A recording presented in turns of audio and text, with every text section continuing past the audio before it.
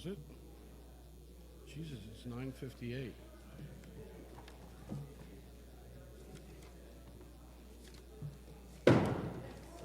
Really?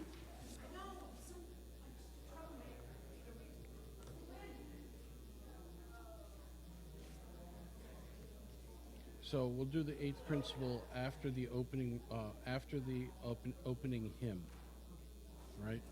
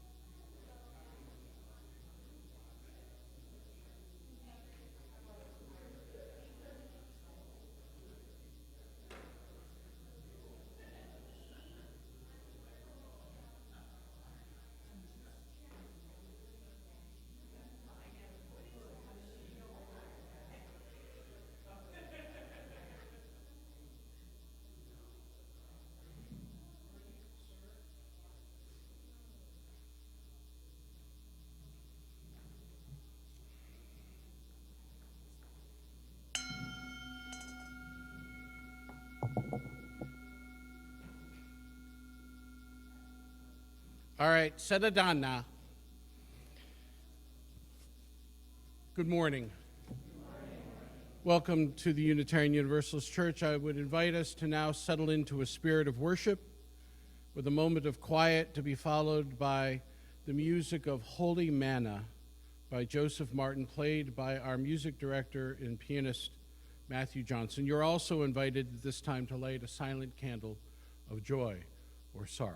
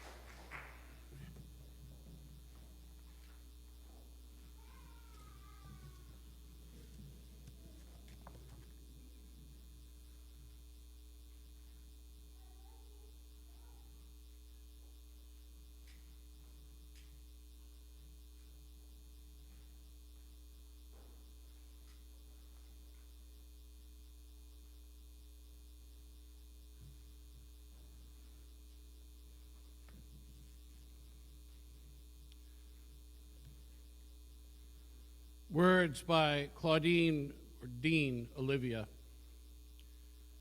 We light this chalice for mothers and for mothering, to celebrate those who have taken on the task of nurturing a young one, a baby, child, or youth into adulthood, to celebrate those who have taken on the task of nurturing the light of truth and compassion in growing minds and hearts, to celebrate those who have committed time and money and energy and growth of others in this world.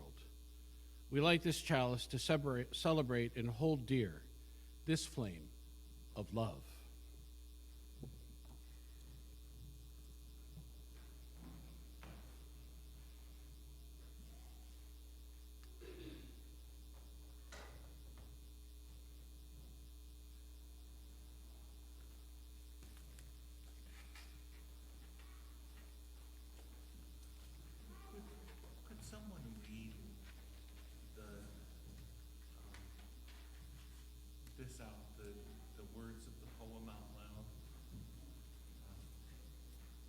Is it in the order of service? Oh, do you just actually let me do it.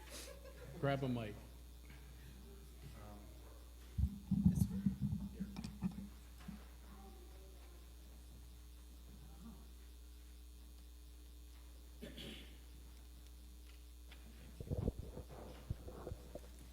Here. The words. It's on. It's on, okay, good. The words of this are by Emily Dickinson. If I can stop one heart from breaking, I shall not live in vain. If I can ease one life the aching, or cool one pain, or help one lonely person into happiness again, I shall not live in vain.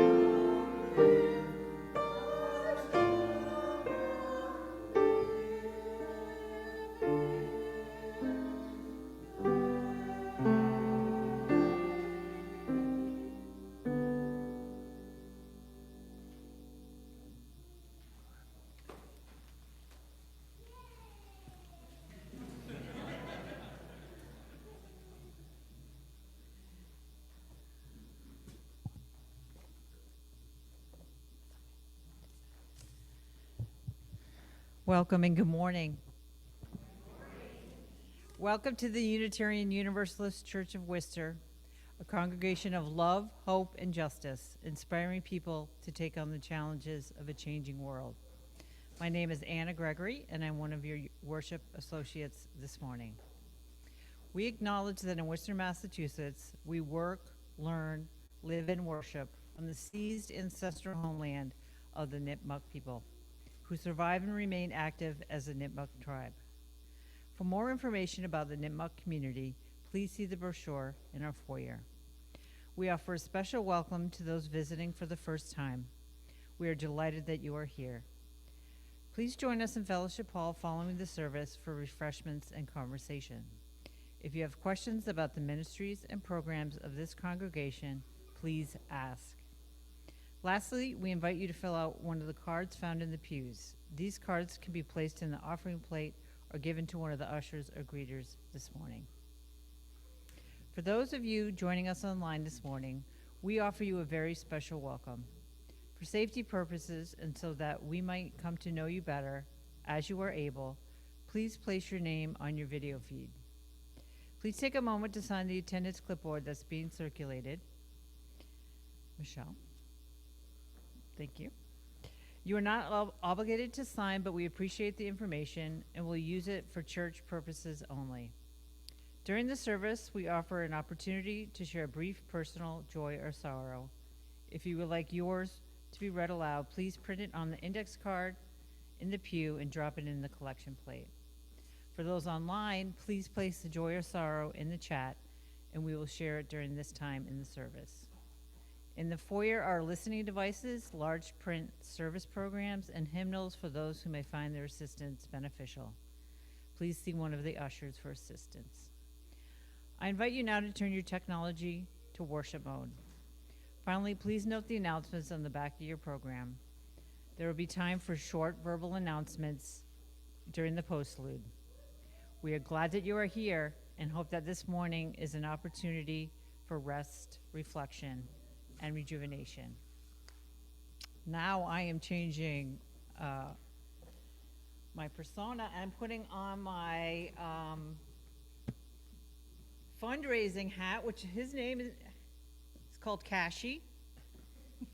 I always put this hat on when I'm in my fundraising mode, and I'm here, I'm speaking in my capacity as co-chair of the yard sale, along with Michelle Hernandez. Just wanted to get the word out about the yard sale, which is 4 weeks away on Saturday, June 7th. Let's go team UUCW. I'm here to let you know how you can help, and there are many ways. You can help set up the sale on June 4th, 5th, or 6th. You can help us price items.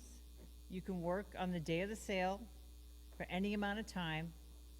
You could take down the sale on June 7th, box up the items, and you could tell your friends to shop the sale. And most importantly, you can donate your stuff, your good stuff, because we have such a massive amount of stuff and limited space to display it.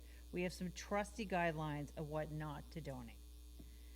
Do not donate any of the following things: things that are dirty, things with missing pieces, things that are broken, clothing with holes, stains, or bleach spots, dirty shoes with mud on them, old-fashioned 45-piece dish sets, chipped items, chewed toys, VHS tapes, cassette tapes, books. Unfortunately, we can't accommodate books, but we have places you can donate.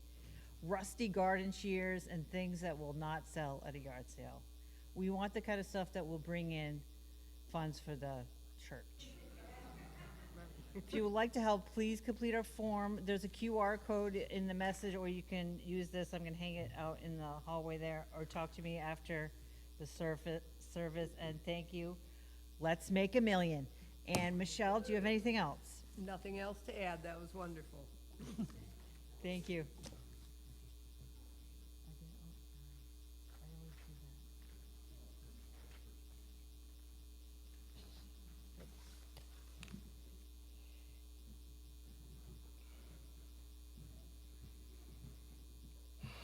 No VHS tapes. No cassette tapes and no books.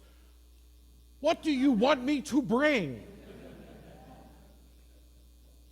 And oh, by the way, that thing about, bleach-stained jeans, only if it was done on purpose, and you know who you are.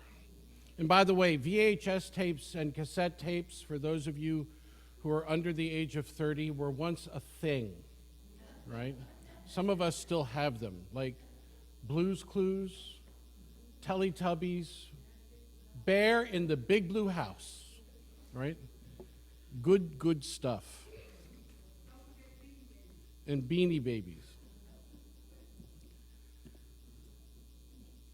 These are the words of my colleague, now of very beloved memory, Mary Harrington, whose son is become a Unitarian Universalist minister and is a dear colleague.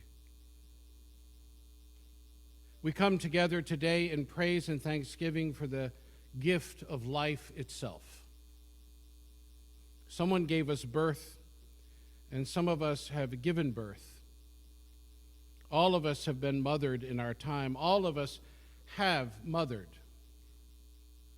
Let our time today be one of recognition, that we arrive from so many places. Joy and delight, wistfulness and longing and worry, unmet needs and unfulfilled dreams, loss and sorrow, loss and emptiness, loss and regret, all that life is made of, and mothers are made of too. Today we sing the songs of so many. Mothers who are single parents, foster parents, mothers who relinquish their young out of necessity, mothers who found their heart in adoption, mothers who left their children in 1,000 ways, mothers who rejoice, and mothers who mourn. We sing the songs of the grandmother, the auntie, the classroom teacher, the Sunday school teacher, the babysitter, the neighbor with endless cookies and time. There is a kind of love we cannot live without. It is never too late, no matter our age or situation. We sing a song of gratitude for all the moments of being known, of being cherished, of being found. Amen, and blessed be. Would you please join together in our opening hymn this morning, number 409, found in your gray hymnals, Sleep, My Child, and please rise in body or in spirit.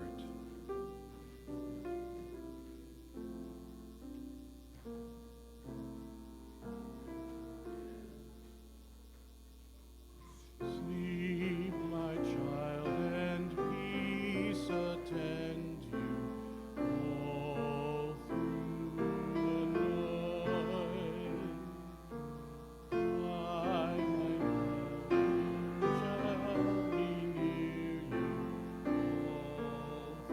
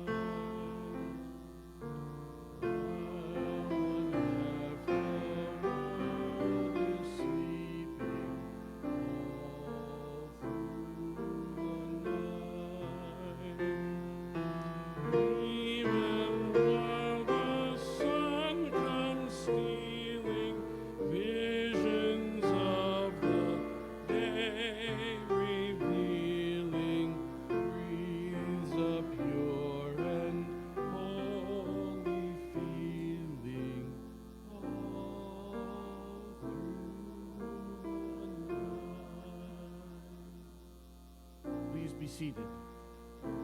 I want to invite Mara Pentlarge to come forward for this month's 8th principle reflection that I neglected to include in the order of service.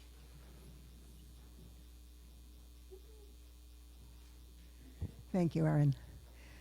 So I am Mara Pentlarge. I'm giving the 8th principle moment this month. You can find the 8th principle at the bottom of this card. It says that we all agreed that we're going to work to dismantle racism in ourselves and our community. There will be a discussion after church, after coffee hour next week, put on by the 8th Principle Task Force and Side with Love in the lounge. It's one of a series of discussions about the current state of affairs, how you're feeling, what the resistance is up to.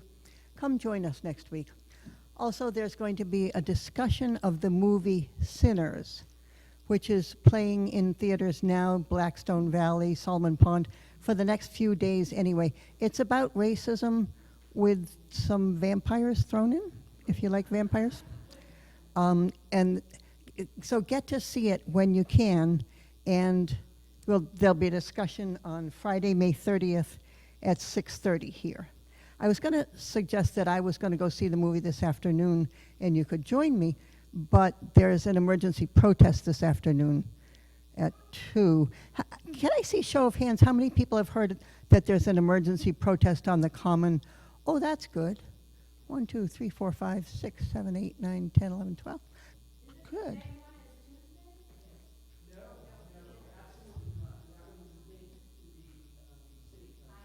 City Council. Tuesday, City Council. This one is about the immigration and customs enforcement activity. Yeah. Somebody who's recently started coming to the church, Deborah Ruth Mockram, is going to start an email listserv with this kind of announcement, this kind of information. If you want to be on that listserv, she'll be rolling it out in a few weeks. So you may have heard that a few days ago there was an incident where ICE agents collected a woman, a mother, in Worcester to deport her, to send her out of the country. People were not happy about this. The word went out. A couple dozen people were on Eureka Street to stop the ICE folks from deporting her. Worcester police were called, and the ICE folks got her and took her away. A similar thing happened in Boston 171 years ago. In 1854, there was a slave catcher named Asa Butman, and he nabbed somebody who had escaped from slavery in the South, and he prevailed. He took the guy back into slavery. A lot of people in Massachusetts were not happy about that. There was a pretty strong abolitionist movement going on. And the same guy, Asa Butman, showed up in Worcester a few months later, October 1854. And the good folks of Worcester did not like this. They gathered outside his hotel, making a ruckus. He inadvisedly brandished a pistol, which he was carrying concealed, and that was against the law, so he got arrested. But the crowd continued to try to do him harm. And Stephen Foster, husband of Abby Kelly Foster, he and others didn't want to see the guy killed in front of them, so they kind of shepherded him out of town. He never came back to Worcester. No other slave catchers tried to do the, what's the name of that nasty law? Fugitive Slave Act, thank you. Nobody else tried to enforce that in Massachusetts for the rest of the 6 years till the Civil War, and slave catching has not been a thing since. So sometimes we prevail. We could do it again. There's a protest rally today at 2 o'clock behind City Hall on the Common, not far from where this incident occurred 171 years ago. I invite you to join me now, today, or in other protests. Thank you.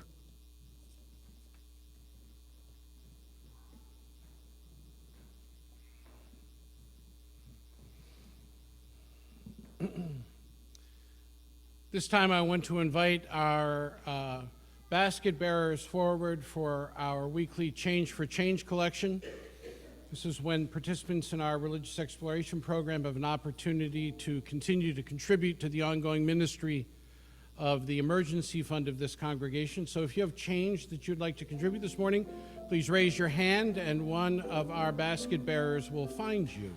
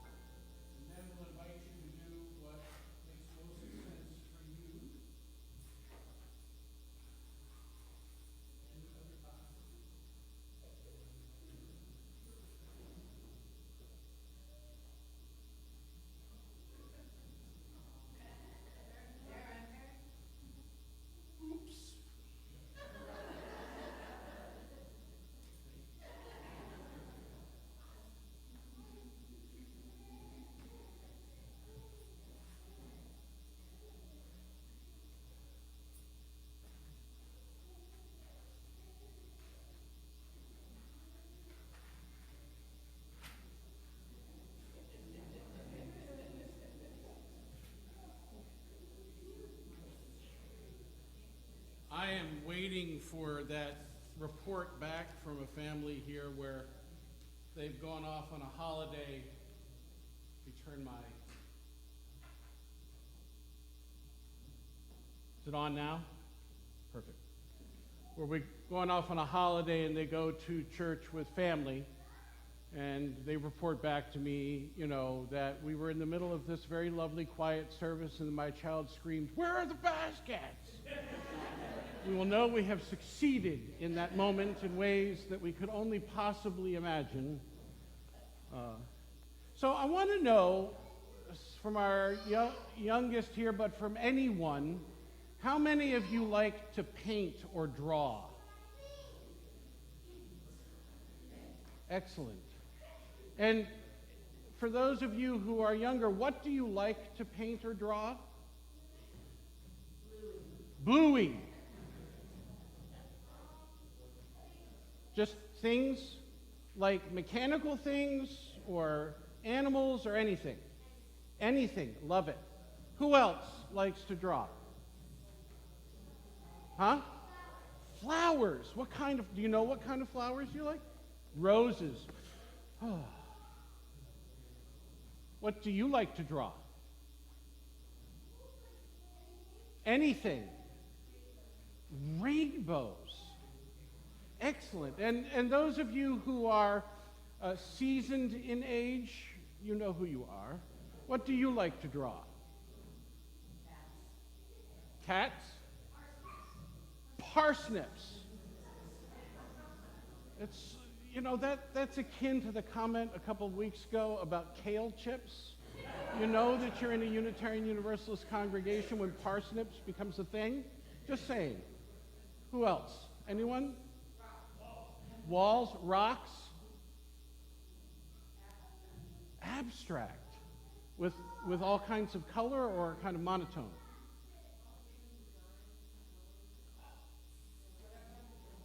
You bet. The earth. Paint by number. My grandfather painted by number on velvet.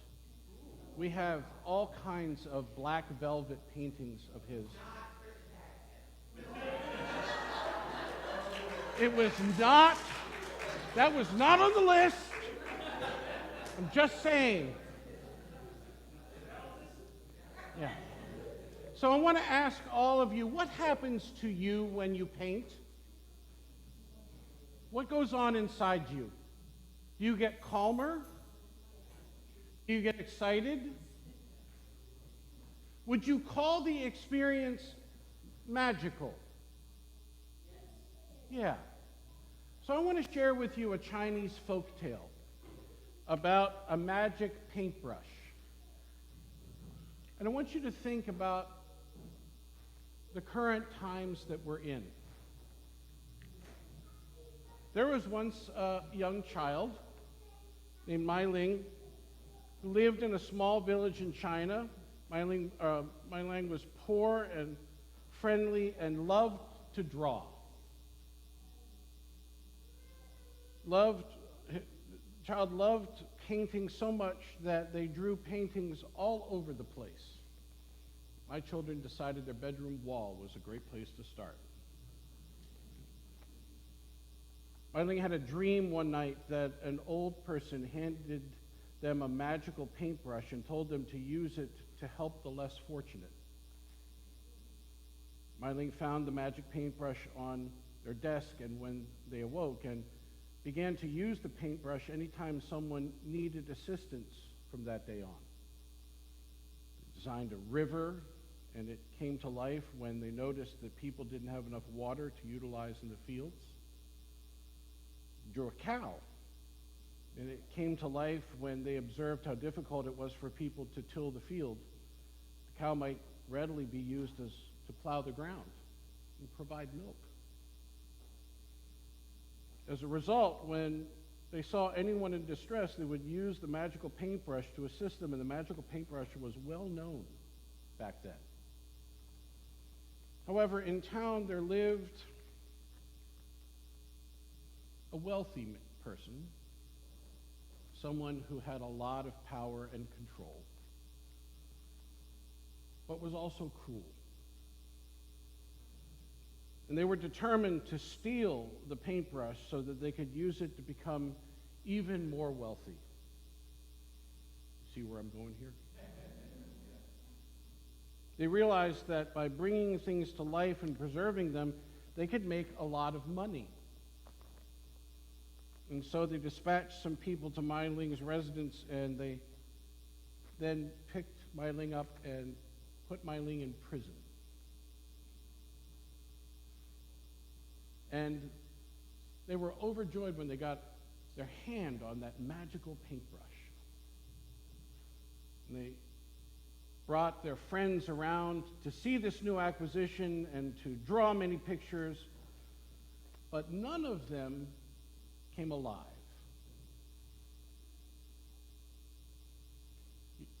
That person was furious because the paintbrush wasn't working, so they summoned Mai Ling. If you create some drawings, they said, for me, and bring them to life, I will set you free. Mai Ling didn't want to serve the horrible person, but they had a solution. I can help you, said Mai Ling to the wicked one, but you must obey your words. What would you like me to draw? Mai Ling asked. The rich person stated, I'd like to have a golden mountain, and I'll go there and look for gold. However, Mai Ling sketched a sea first, followed by a golden mountain far away over the water. The wealthy person said, now, draw me a massive ship. So, once that was done, they hopped upon the ship and they set out for the treasure, but when the ship reached the middle of that massive sea, Mai Ling created a tremendous wave that sank the ship. And they were never seen again in the village.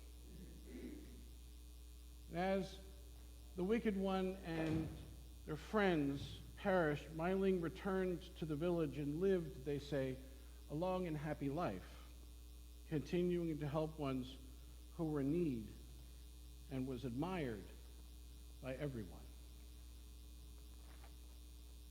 You ask me, what can we do? I tell you, your answer is in your most creative possession, that which you can bring to life. Change is not going to come in an instant. Magic mountains do not exist. But the cruelty that we experience that other people can inflict on us can be dealt with.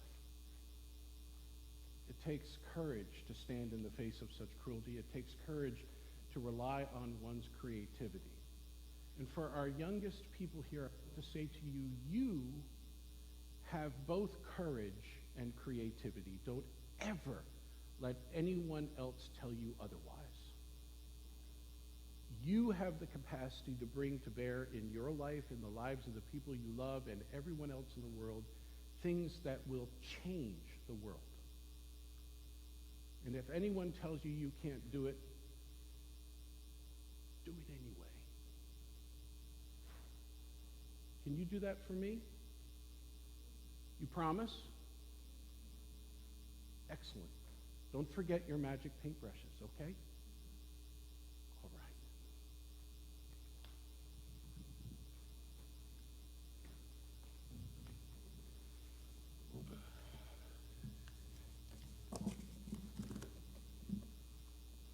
Now, I want to say to our youngest here that Robin has set up in the back room a place for those who get antsy to visit. And I guess I should say it's for the people who are youngest, but also those of you who just get antsy.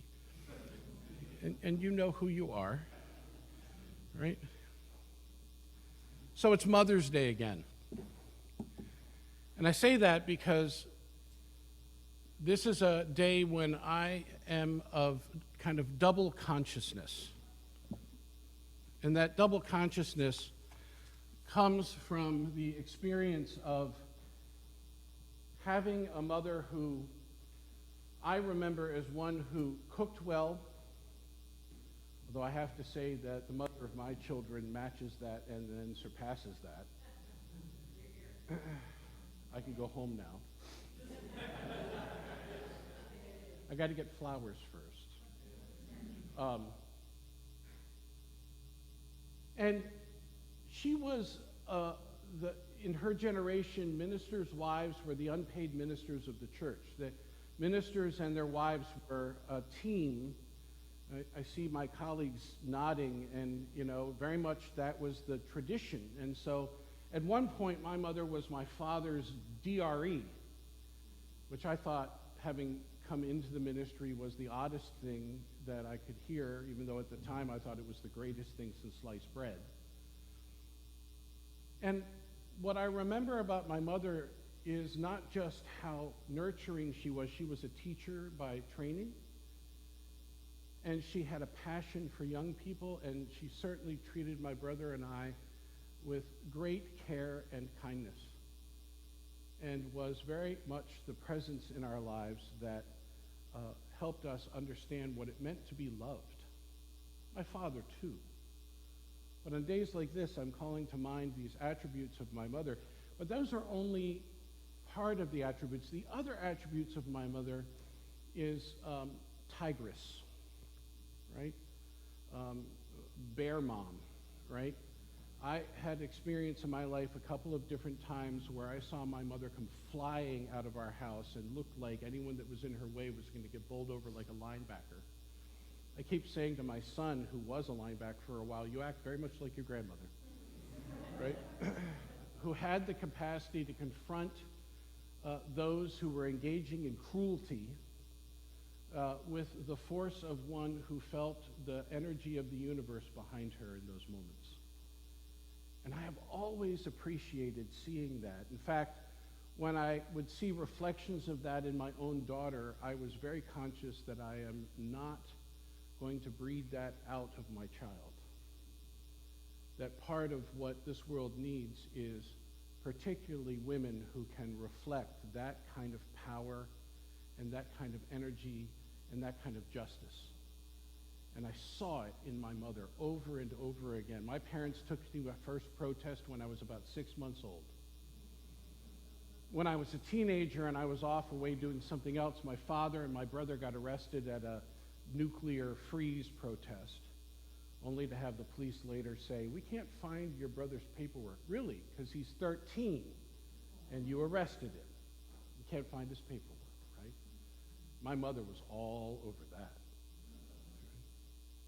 And I thought a lot about my mother this week as I heard what went on Eureka Street. As people were debating whether there should be, people should understand they should not put hands on the police and things like that. And all I could think of is, in that video, is they're all moms. Every single one of them is a mom. And, you threaten someone with that, and the Tiger Mom is present and is out. And the 16-year-old daughter, who obviously has Tiger Mom in her blood, who was panicked by the removal of her mother, who was then tackled by police. And all I want to say to the police is, are you kidding me? Right? She needs care, not incarceration. And if we can't understand the distinction between those two, then we have to figure out something different. And what all of this calls to mind for me is the origin of Mother's Day itself. Right? Yes, in 1917, Anna Germanis established a holiday where we have learned to give flowers and chocolate and, cards, to honor our mothers. But you all know that isn't the origin of Mother's Day, don't you? When did Mother's Day really begin in this country?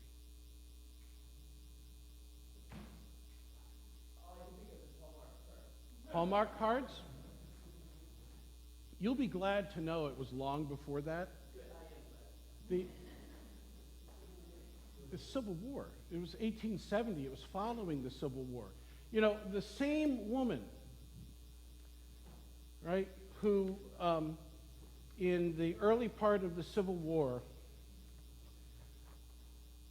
it was interestingly enough, she had gone out to watch the Army of the Potomac gather in preparation for being sent off to the battlefield. She gathered with two other Unitarian ministers at the time, James Freeman Clarke and William Ellery Channing. And in those days, when the army was gathering, it became quite the event to take your carriage up on the hillside and watch them take formation. And she was very taken during this because what they witnessed was actually a skirmish. The rebel forces took aim at part of the group that was gathering, and they rode back to town following soldiers who were marching along the side of them, and the soldiers were humming and singing a very familiar tune. Anyone remember what that tune is? John Brown's Body. So you can imagine her in this carriage, and the soldiers are marching. And she's watching the soldiers march, and she's hearing this tune. And all she can remember is what she's seen. She came in that moment to have a reverent kind of experience for soldiers, and what she walked away from was soldiers that were injured, but also soldiers that were proud. It was that night that she went home, and in her dreams, a poem came to her.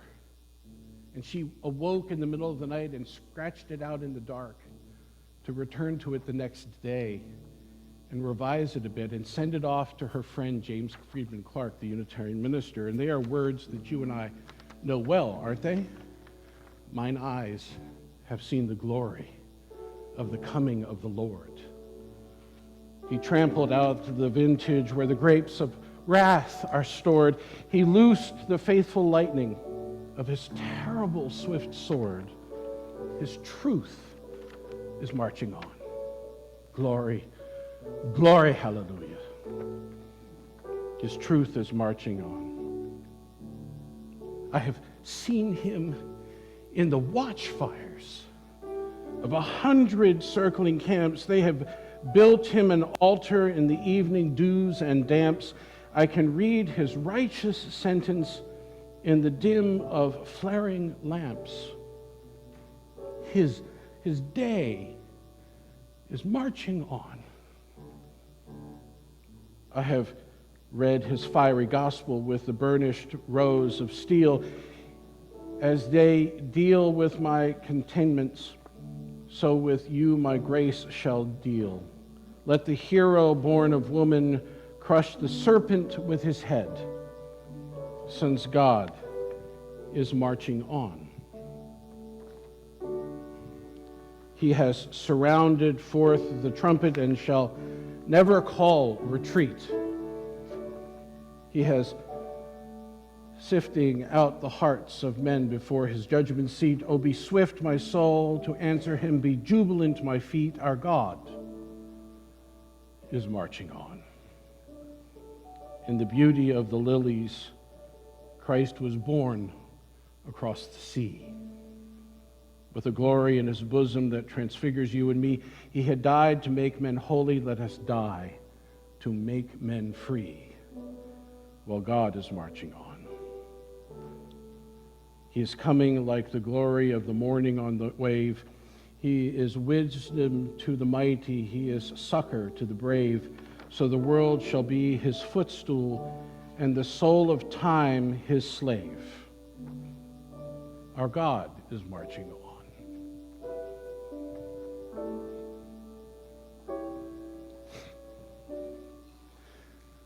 If any of you are interested in the life of Julia Ward Howe, there is a wonderful book called The Civil Wars of Julia Ward Howe, which outlines both the biography of Samuel Gridley Howe, her husband, as well as her, and she called Samuel Gridley Howe Chev.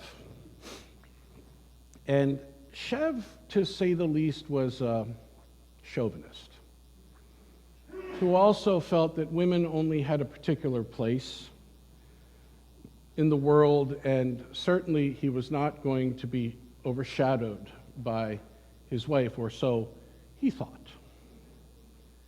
She wrote this incredible 6-stanza poem and sent it off to her friend James Friedman Clark, and was very, very concerned that it would not be received well. And to be honest, it didn't catch fire for a number of months until it was sent off to the editor of the Atlantic Monthly, and it appeared in 1870 on the cover of the Atlantic Monthly, written by Anonymous, that wonderful sage.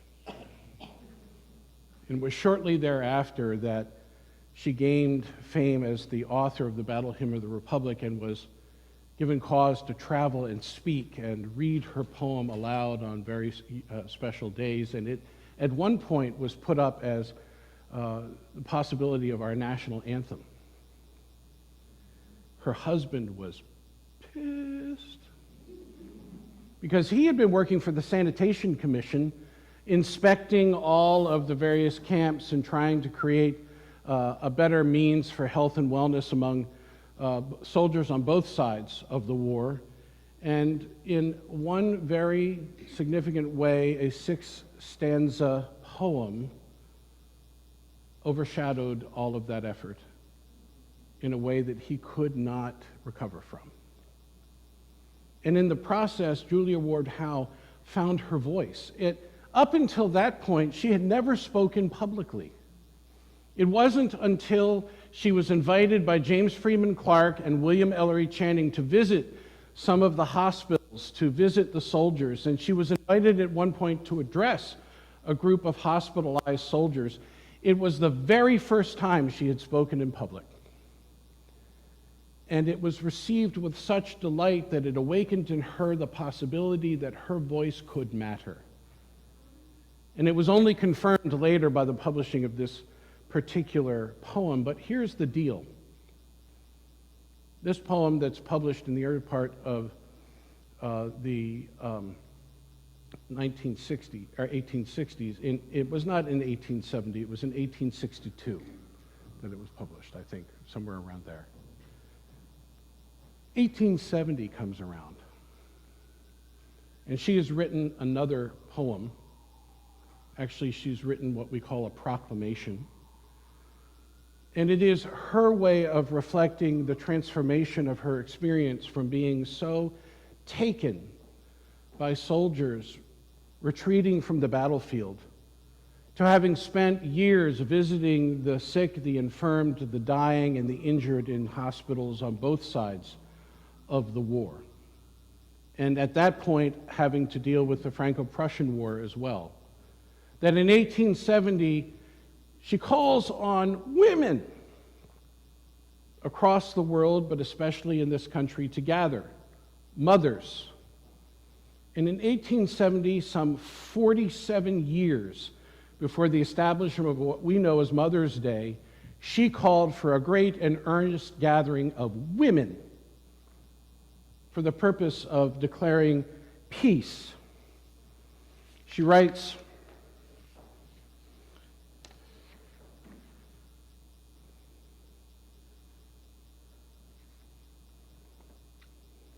she called women to initiate a Mother's Day for peace. And she wrote in part, "Arise, women of this day, arise, all women who have hearts, whether our baptism be of water or tears, say firmly, we do not have great questions decided by irrelevant agencies." Let's publish that again, shall we? We will not have great questions decided by irrelevant agencies. Our husbands shall not come to us reeking of carnage for caresses and applause. Our sons shall not be taken from us to unlearn all that we have been able to teach them of charity and mercy and patience. We, women of this country, will be too tender of those of another country to allow our sons to be trained to injured others. From the bosom of the devastated earth, a voice goes up with our own. It says, disarm. Disarm. The sword of murder is not the balance of justice. Blood does not wipe out dishonor, nor violence vindicate possession. I want one of my mothering friends to rewrite that for today. Perhaps it is not disarm, although it is relevant in our world. Perhaps it is not arrest, not deport. Perhaps we are gathering today in order for us to remember that we have the power to respond in a world that seeks to disempower us from any kind of response. And I want to remind us that that is the origin of Mother's Day. So enjoy the flowers and the cards and the candy, but also please remember your power in this moment in time. And let it rise in you. Maybe it will bring about a magic painting. Maybe it will be the cause for a dream that causes you to write stanzas that become anthems. Maybe it will be a cry for justice. Whatever it is, let it be. Amen, and blessed be.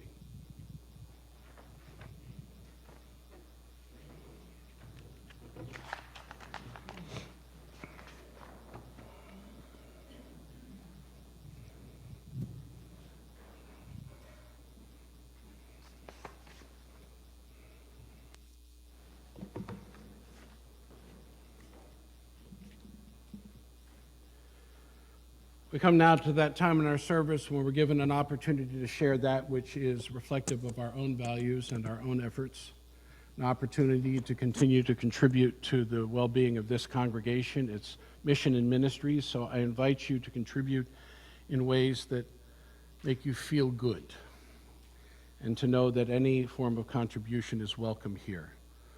There is no such thing as a little contribution. Everything is gratefully received. So at this time, our morning offering will be received.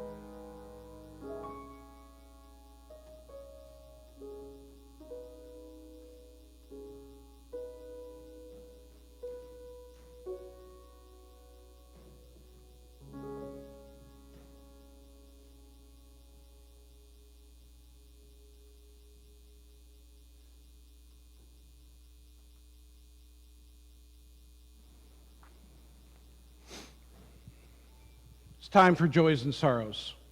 You know who you are. You know what we're about to do. So take your place, introduce yourself, and then light a candle if you want.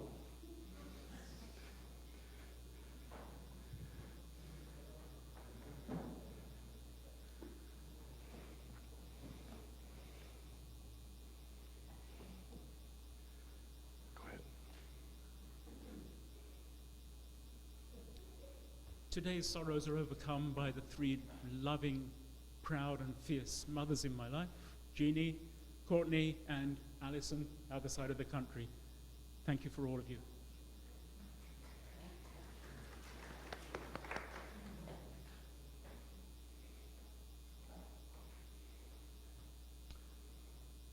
Good morning. Yeah, Mother's Day is it to me like I was a I was a loyal son to my mom, and the thing I found with me was that when she passed away, I was kind of put in a position of like really resenting her, but I never saw her pain. She was a single mom trying to bring up a kid, and when you're 15, 16, you don't think about these things. And then I lost my brother at 19, and there's more pain and more insecurity. And I was kind of being like a little spoiled brat, but then I wasn't. You know, I mean, I was always on her side, but you know, sometimes I felt like an outsider. But it's sad. I mean, well, first of all, moms, I've noticed, are quite dynamic and powerful people. And they use the power for good, and the ones that don't, well, they get estranged from their kids. And so, Mom, please forgive me. I forgive you. And that's it.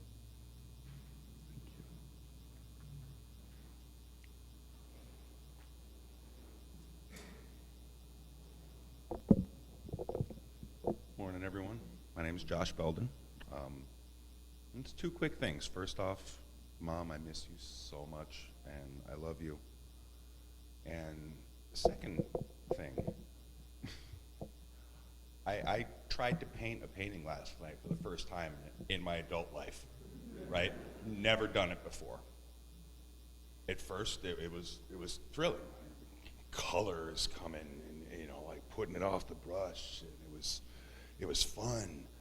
And then I got overzealous, and I had too much paint, and everything's getting muddy, and the whole thing's falling apart.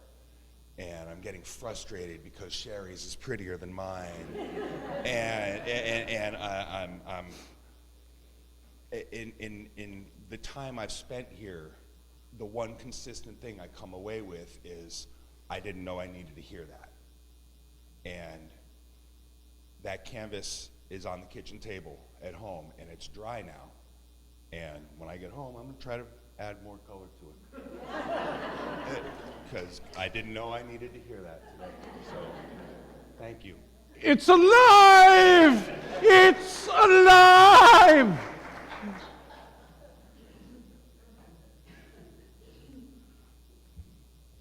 Good morning. I'm Nancy.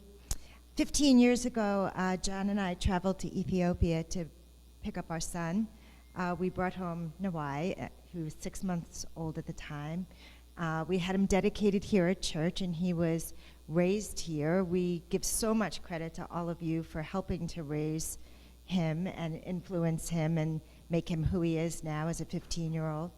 But some of you know this, but not all of you, but last June, we traveled back to Ethiopia for the first time, and he was able to meet his birth mom and birth family. And it was, it's hard to describe what an extraordinary experience it was for all of us, but when we arrived in this southern town called Shinshenko, where his birth family lives, and we walked to their home, which is a very simple mud, straw home. And when we walked in, not only was his birth family there, which is his mom, stepdad, and 5 siblings, but the entire family, extended family was there, and the entire village was there. And as we walked in, they were clapping and chanting and vocalizing, and it was just the most extraordinary thing as Seganesh, his birth mom, came out to greet her eldest son. And it's hard to describe how powerful it all was, but if you've seen the movie Lion, where the young man sees his birth mom after many years, you'll have a bit of an image of what it was like. Anyway, it was so amazing for all of us to have this experience, to have these two families reunited, and we really have become one big family. But the thing that just stays with me is we had a translator who helped us communicate, but the thing that stands with me is that Seganesh, his mom, would just look at me and she would do this. She'd go, just to show her gratitude for seeing her son and knowing that he was happy and healthy and well. And it was such a gift for us too. So I just wanted to share that with you all. I'm going to light a candle for all birth moms and other moms who aren't able to raise their kids and who aren't connected to their children in that physical way. Thanks. And there is no possible way that he is 15. Because that means I'm old. And no, he's not. Morning, everyone. Happy Mother's Day to the mothers. This is my first Mother's Day without my mom, a year ago in June.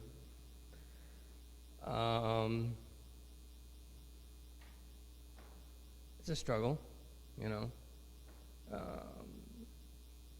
Yeah. Everyone in my family is doing their own thing today, so. But the good thing is, I start a new job tomorrow.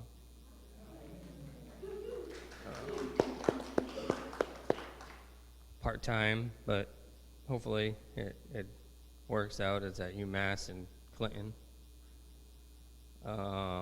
as a patient observer in the psych unit, emergency department. I would have thought I would need a degree for it, but no, I don't. With all my old security background, they took that, so. But happy Mother's Day to y'all moms out there, and I understand the young lady that was up here, I was adopted, so me and my younger sister were adopted together, and I still remember the big party when I was like 6 or 7 years old. But I got to my mom, I got to my parents when I was like 2, so never met my birth parents. Don't really want to. Thanks, Mike. But yeah. But everyone, again, happy Mother's Day. Thank you. Thank you, thank you, thank you. Thank you.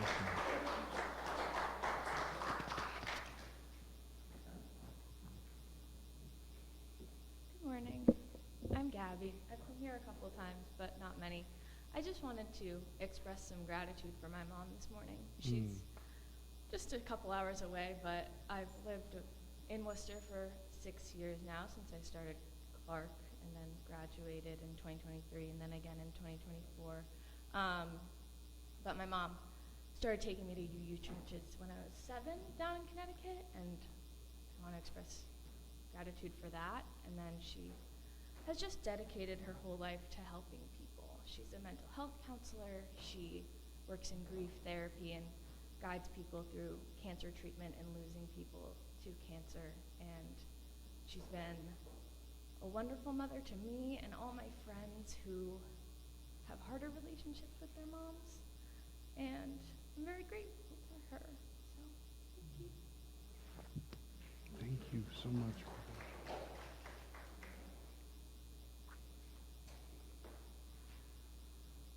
My name is Craig Van Battenberg, my wife Deborah, and Christy Ernesty, my cousin's daughter. So this morning we had a breakfast for Deb, and she insists on cooking because she's a better cook. So got up early. Both my sons showed up. They're both adopted. Most of you know that. And so the 4 of us sat down, and we started having what was a wonderful Mother's Day.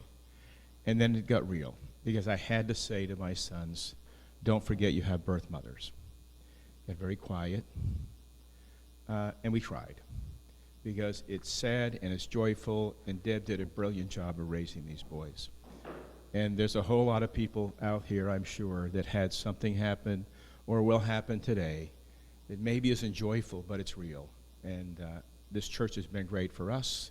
Your kids come. I'm so glad you're here. Please come back. Your daughter wants you here. I hold her hand every Sunday, and she misses you. So please come back.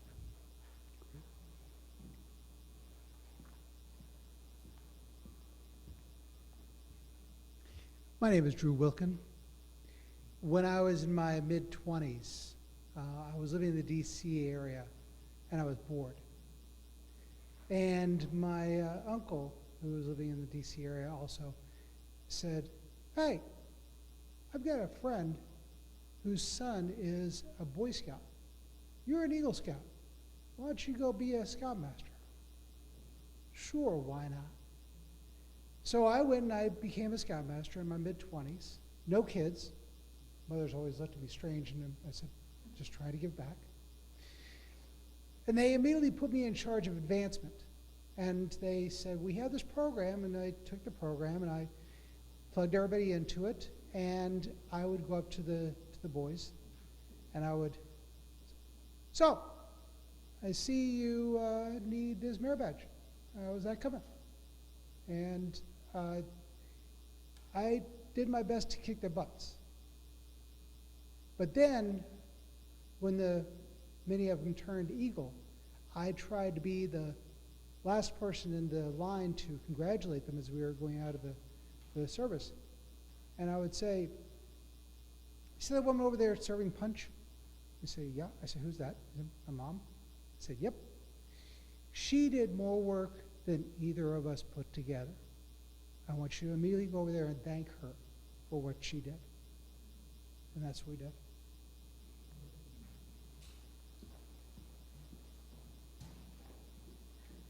Hi, everybody. I'm Maria Ferrante. Happy Mother's Day.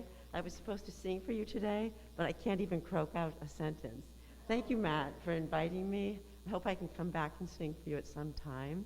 And Erin, it's so very nice to see you. We look forward to having Maria back here as often as we can get her. And we're sending all kinds of love to both Maria and Mark for health and well-being. Let's be in the spirit of prayer and meditation. Spirit of life, source of our inner and outermost being. We come today with grateful hearts for those in our lives who have nurtured us into the fullness of our own being. Mothers and others who have taken on the role of mothering at the time in our lives when we have needed it most. Help us to continue to be a legacy of that nurture. Instill in us the desire and the will to serve those in our midst and those who we will come to meet in similar fashion. We would celebrate this day the presence of our mothers and the memory of mothers that have gone before.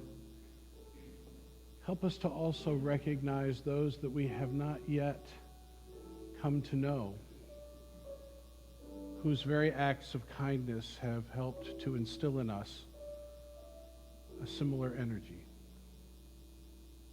Let the sun shine this day, reflect the bright possibility that we have in each of us with our own magical paintbrushes, our own capacity for story, and our own will to change the world. Amen, and blessed be.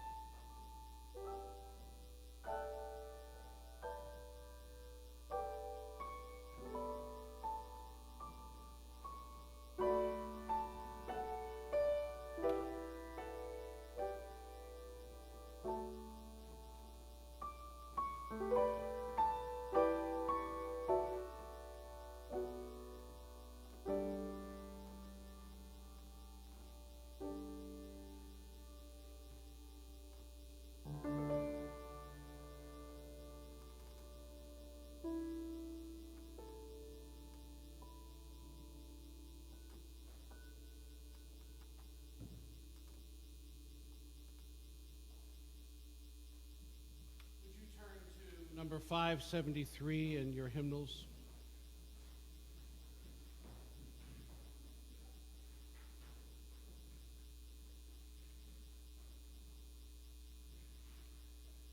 Arise then, women of this day.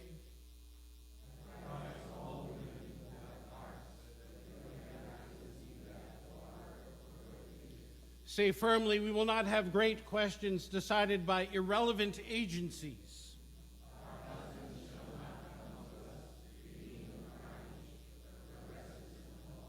Our sons shall not be taken from us to unlearn all that we have been able to teach them of charity, mercy, and patience.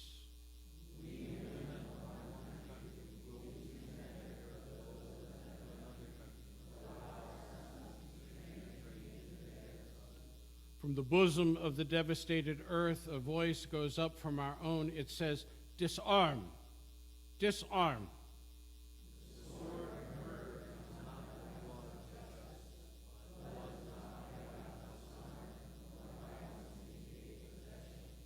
As men have often forsaken the plow and the anvil at the summons of war, let women now leave all that may be left of home for a great and earnest day of counsel.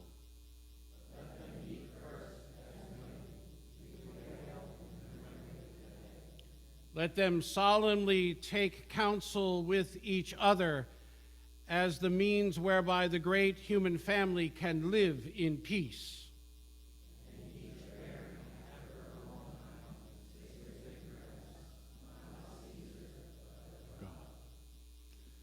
Would you please join together in our closing hymn found on number 159 in your gray hymnal, and rise in body or in spirit.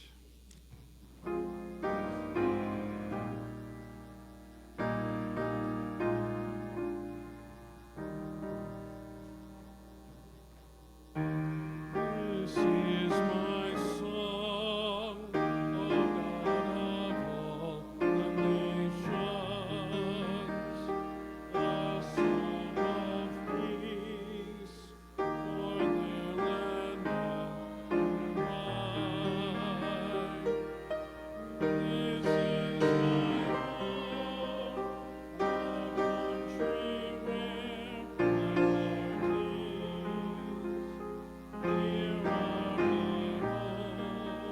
heart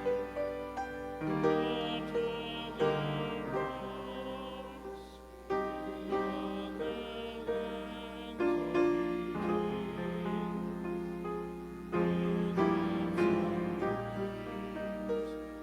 lands of eating?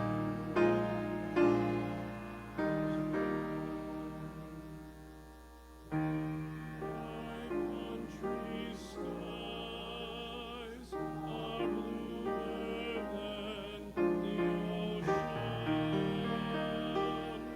and sunlight beams on clover leaf and pine.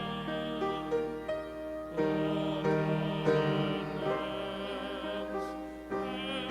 sunlight too and clover, and skies are everywhere as blue as mine? Oh,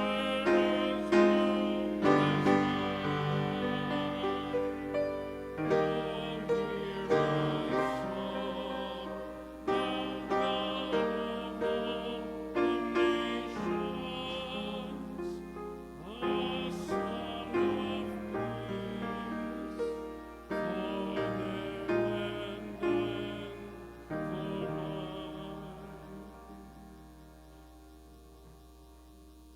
Beloved, let us cultivate boundless goodwill.